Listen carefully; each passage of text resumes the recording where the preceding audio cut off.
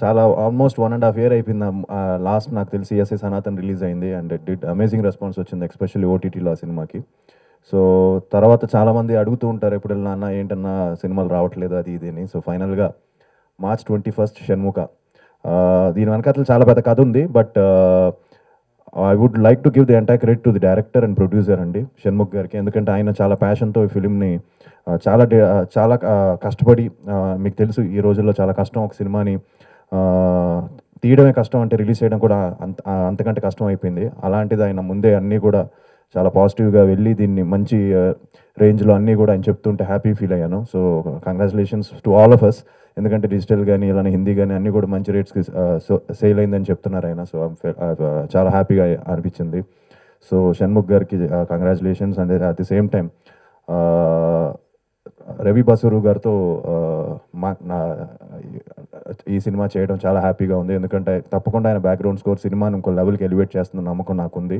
And రేపు ఎల్లుండిలో final copy కూడా రెడీ అయిపోతుంది. సో అందరం చూస్తాం. So we are all excited.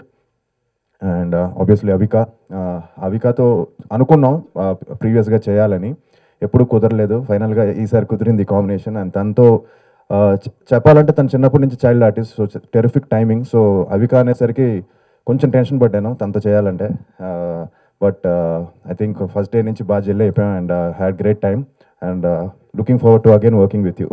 తప్పకుండా మళ్ళీ ఏదైనా మంచి కాంబినేషన్లో ఈసారి this time will plan a nice family love or something, love story or something entertaining film. And అలానే చిరంగ్ గారికి చాలా బాగా చేశారు ఆయన పర్సనాలిటీ అంతా. ఇందాకే అలాగా హారీ అన్నసరికి డాడీను బాబాయ్ల వాయిస్లు గుర్తొచ్చాయి. So yeah, was wonderful working with you brother. And Manoj గురించి నేను కొత్తగా చెప్పక్కర్లేదు. We did Operation Gold Fish together. చాలా మంచి, నాతో ఎప్పుడు అన్న అంటే హ్యాపీగా ఉంటాడు. అండ్ తను కూడా చైల్డ్ ఆర్టిస్ట్, చాలా మంచి ఆర్టిస్ట్. సో అందరితో, అలానే కృష్ణుడు గారు అలాగే చాలా మందితో చేశాను ఈ సినిమాలో. సో ఎందుకంటే నేను బోర్ కొట్టాలనిపించగట్ల, అంటే మేము ఈ సినిమా ఎలా ఉంటుంది అలా ఉంటుందని. తప్పకుండా మంచి సినిమా ఉంటే, మంచి ఫిలిం వస్తే ప్రేక్షకులు ఆదరిస్తారని అనుకుంటున్నాను. అండ్ మీ ఆదరణ, ఆశీర్వాదం ఉండాలని మనస్ఫూర్తిగా కోరుకుంటున్నాను అండి. Thank you very much.